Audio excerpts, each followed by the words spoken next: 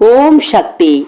அன்பு குழந்தையே, உன் வாழ்க்கையில் இந்த நிலைக்கு நீ தள்ளப்படுவாய் என்று நீ கனவிலும் நினைத்திருக்க மாட்டாய் அல்லவா? ஒன்றுக்கும் ஆகாதவர்கள் உன் வாழ்க்கையை பற்றி பேசி உன்னை விமர்சித்து உன்னை கேவலப்படுத்தி பார்க்க வேண்டும் என்று நினைக்கும் இந்த நிலைக்கு உன்னை தள்ளப்பட்டது யார்? உன் வாழ்க்கை ஏன் இந்த நிலைக்கு வந்தது? உன் நிலையை மாற்ற எவராலும் முடியாதா? இருக்க இருக்க நாளுக்கு நாள் அடிமட்டத்துக்கு போய்கொண்டிருக்கும் உன் நிலையை நினைத்து வேதனைப்படாத நிமிடமே இல்லை என்ற அளவுக்கு மாறிவிட்டது. யாராவது ஏதாவது பேசிவிடுவார்களோ என்ற அச்சத்தில் உன் வாழ்க்கையை ஒரு கட்டத்தை போட்டுக்கொண்டு அந்த கட்டத்தை தாண்டி நடக்கக்கூடாது என்று உனக்கே நீ கட்டுப்பாடுகள் விதித்து அன்பு பிள்ளையே உன் வாழ்க்கையை வாழ்ந்து வருகிறாய். ஆனால் மற்றவர்களின் வாழ்க்கையில் தலையிடாத உன் வாழ்க்கையில் தலையிடாத ஆள்களே இல்லை என்ற நிலைக்கு நீ தள்ளப்பட்டு விட்டாய். உன் வாழ்க்கைக்குள் யார் யாரோ வந்து அவர்களது ஆலோசனையில் உன் குடும்பத்தை ஆட்டி படைத்துக் கொண்டிருக்கிறார்கள்.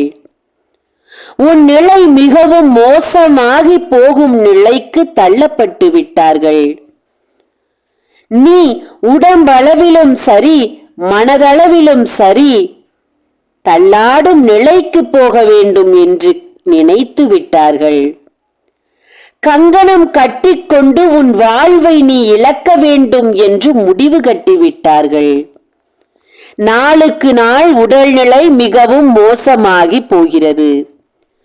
நாளுக்கு நாள் உன் குடும்பத்தின் நிலையும் மோசமாகி போகிறது. நாளுக்கு நாள் உன் உறவுகளின் நிலையும் மோசமாகித்தான் போகிறது. மதிக்காத உறவுகள், மதிப்பு கொடுக்காத உறவுகள், நினைத்து நினைத்து வேதனை. என் பிள்ளைகளும் சரி, என்னை மணந்த உறவும் சரி, என்னை வெறுத்து ஒதுக்குகிறது. தன்னந்தனியாக நின்று கொண்டிருக்கிறேன். உடல் நலம் பாதித்தாலும் என் மீது அக்கறை காட்ட இங்கே எவரும் இல்லை.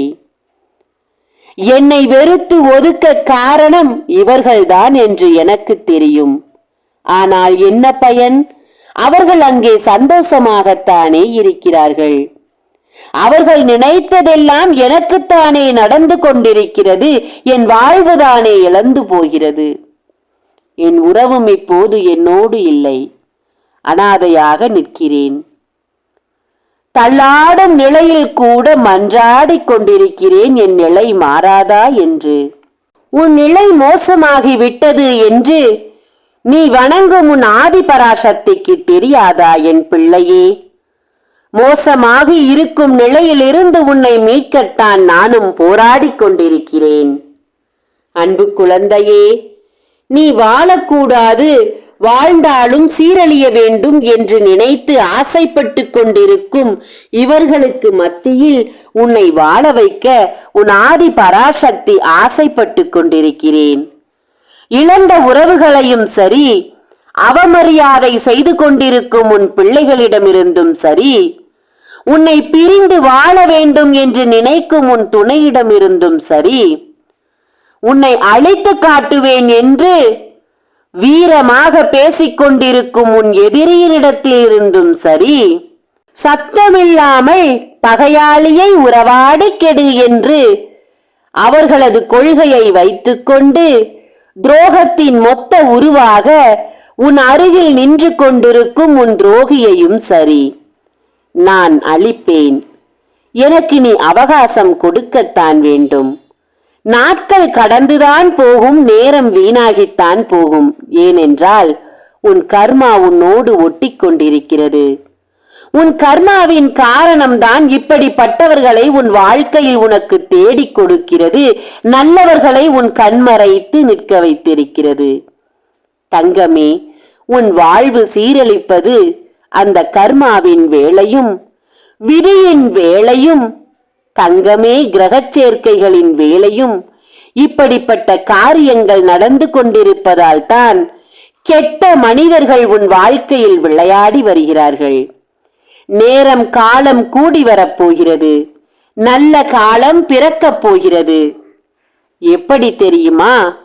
48 நாள் பூஜையில் வைத்த யந்திரத்தை நான் உனக்கு தருகிறேன். கண் திருஷ்டி எந்திரம், அஷ்டலட்சுமி எந்திரம், ஆதிபராசக்தி எந்திரம், 108 மூலிகைகள் கலந்த சாம்பிராணி என்று செய்வினை, பிள்ளி, சூன்யம், ஏவல், கண் திருஷ்டி, துரோகி, எதிரி என்று அனைத்தையும் அழித்து உன் வாழ்வை மீட்டுக் கொடுக்கத்தான் 48 நாள் பூஜையில் வைத்த இதை கொடுத்து உன் வாழ்வை காப்பாற்ற வேண்டும் என்று இந்த ஆதி பராசக்தி நினைக்கிறேன்.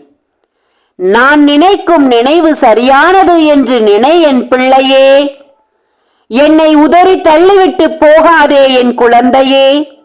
இப்போதே யந்திரத்தை பெற்றுக்கொண்டு உன் வாழ்வை வளமாக்கு. உன்னை அழிக்க வேண்டும் என்று நினைப்பவர்கள் நீ எட்டிப் பிடிக்கும் தூரத்தில் நிற்கிறார்கள். அழிக்க தயாராக இருக்கிறார்கள். உடனடியாக இதை பெற்று உன் வாழ்வை காப்பாற்று. எதையோ நம்பி ஏமாந்து நிற்கும் நீ இதன் மேலும் சந்தேகப்படுவாய் என்பது எனக்கு தெரியும். உன் சந்தேகம்தான் உன் முதல் எதிரி என்பதை புரிந்து கொண்டு என் யந்திரத்தை பெற்று உன் வாழ்வை மாற்றிக்கொள். தங்கமே, உனக்காக என் கைகளில் யந்திரத்தை வைத்து உனக்காக காத்திருக்கிறேன். உன்னை தேடி இந்த நல்ல செய்தியை எடுத்து வந்த உன் அன்னையை வெறும் கையில் விடாதே. உன் கைகளில் இருக்கும் காணிக்கையை எனக்காக கொடுத்து என்னை சந்தோஷப்படுத்தி உன் வாழ்வை மாற்றிக்கொள் என் பிள்ளையே. ஓம் சக்தி. நன்றி.